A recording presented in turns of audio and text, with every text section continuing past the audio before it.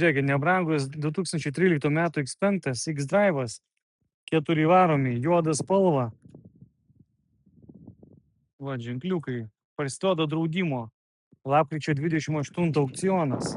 Pirkti dabar kaina $3500 tik tai. Šviesų salonas. Sėdinės, aišku, truputėlį aptrintos, naujų metai vis dėlto. Bet kūrėsi, važiuoja. Galim pabandyti užsivesti. Užsiveda visiškai be problemų. Šiek tiek ir mygtukai kai kur patrinti, ir porankis, ir sėdinė.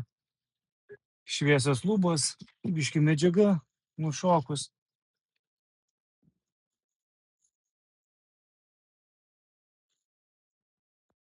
Variklis dirba gražiai. Einam pažiūrėsim toliau. Užuolaidėlės veikia, nesugadintos, galas tvarkingas, galas tai išvis tvarkingas. Odos būklė superinė, kaip matot, klimą turi, šildomos sėdynės turi. Galas tai išvis geras.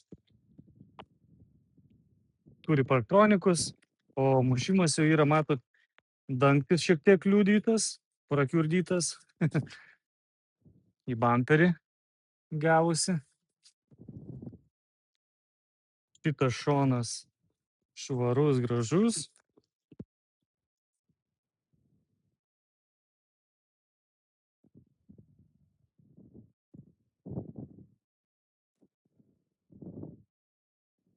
Kaip minėjau, pirkti dabar $3500. Priekis išvis gražus, niekas nėra sudaužytas, subraižyta.